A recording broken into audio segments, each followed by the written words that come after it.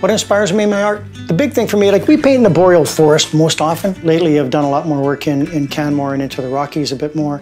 But it's not so much capturing what's real on the landscape at the time.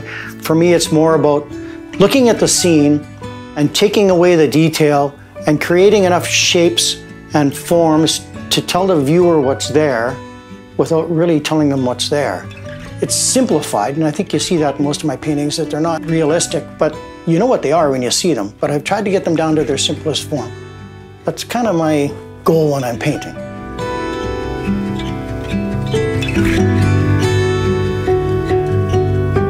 I'm Cam Forrester. I'm an artist, and I work primarily in oil.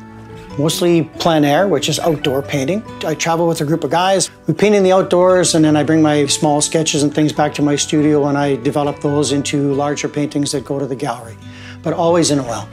I started in watercolor way back in the 90s, but I've since moved to oil.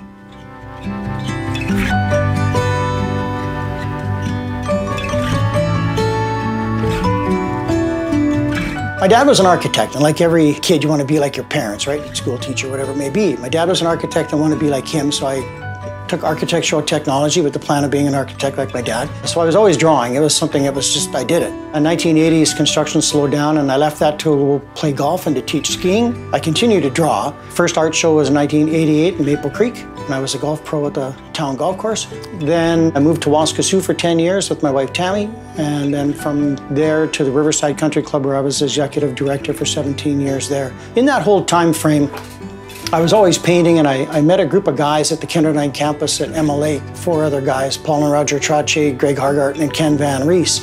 And we formed a group, the Men Who Paint. And there's lots of stories of how we got our name, but I won't go that sideways for you. We started to show together, and we started to hang out together, and we started to paint together.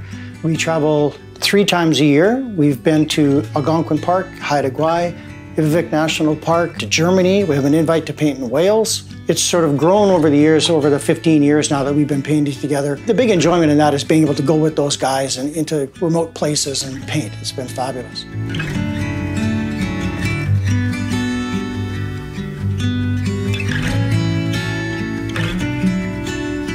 In the mid-1990s, I signed up for a watercolor class through the YMCA with Rolf Krohn.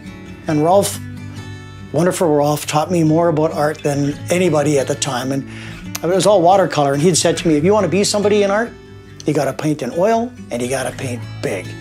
So he was my sort of push to go and do something. And that was why I went to MLA, was to learn about oil paint and to go from there. But Rolf was my sort of move me along. And then it grew from there. Then my art world started to work and started to grow, and eventually took over from the golf. So I ended up leaving golf to spend my time as an artist. And I don't look back at all. I love it. The greatest lifestyle of all.